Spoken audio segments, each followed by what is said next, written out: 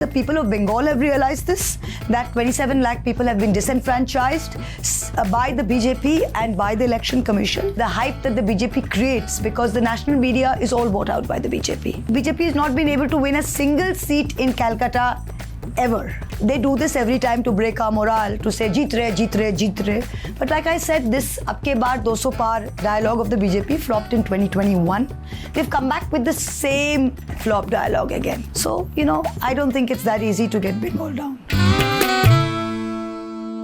SIR is an extremely, as you've seen, we've never before seen this in our democracy, where 27 lakh voters who are valid voters, who have voted in past elections, who are citizens of this country, who are mapped to the 2002 voters' rolls, who have passed the hearings which were done as part of the logical discrepancy process and are now suddenly without recourse because the tribunals that they are supposed to appeal to have not even been set up. So, this has been the most, I would say, this has been a mockery of democracy.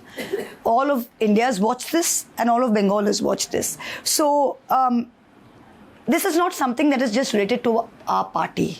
This is related to the people of Bengal. The people of Bengal have realized this, that 27 lakh people have been disenfranchised by the BJP and by the Election Commission.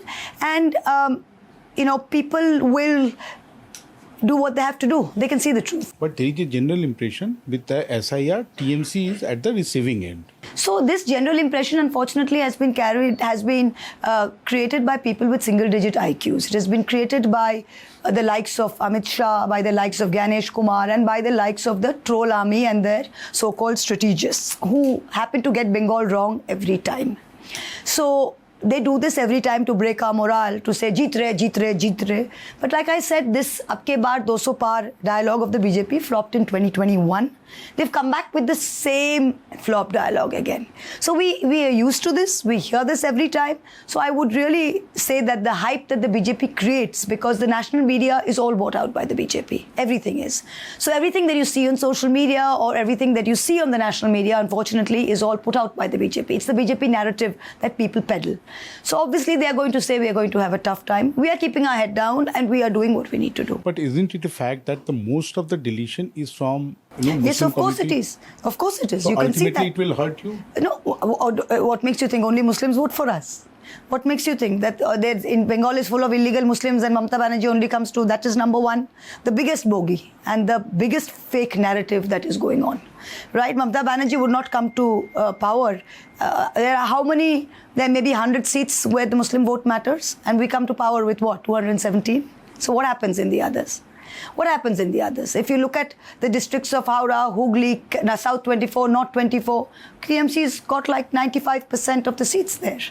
So if the BJP were so strong, Calcutta, they keep going on, na? Calcutta is all the big intellectual elite and everybody. BJP has not been able to win a single seat in Calcutta ever.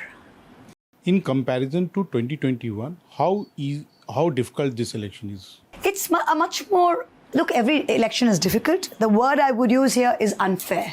It's a much more unfair election because for the first time, all of India is seeing that you have the BJP, which never plays straight. They never play cricket anyway.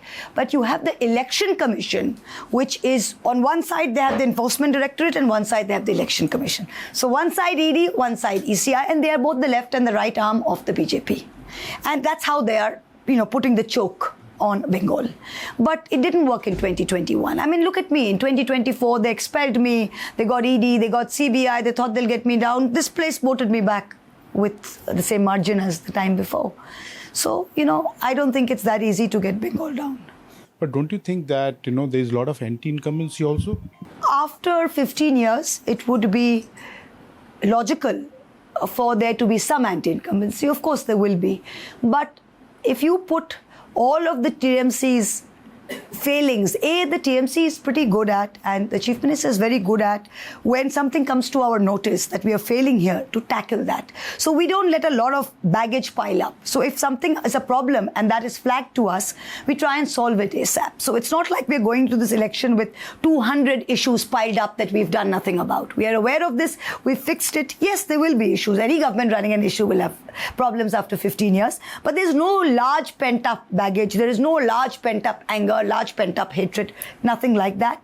And when you have 21st, this entire SIR process where valid voters were having to suffer so much pain and humiliation,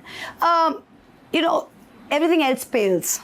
When you have Bengalis in Gujarat, in Haryana, in Madhya Pradesh, in Orissa being called Rohingyas, being called Bangladeshis, being abused, their language called a Bangladeshi language, it unites the Bengalis, even those who were anti-Mamta are united in saying, like, we may not like Mamta, but she's one of us. What is 3 plus and 3 minus of TMC campaign this time around?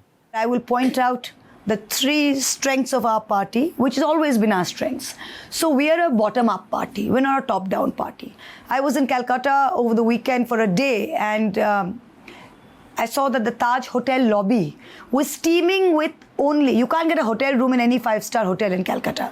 Whether it's the West End, whether it's the ITC, whether it's the Taj, everything has been taken over by BJP leaders from other states and and they are sitting in the lobby of Taj Bengal and saying, "Hum Bengal jeet rahe, hum Bengal jeet rahe." And when people believe their hawa, the smallest leader from another state, "Arey jeet rahe, hum bhi chale aate."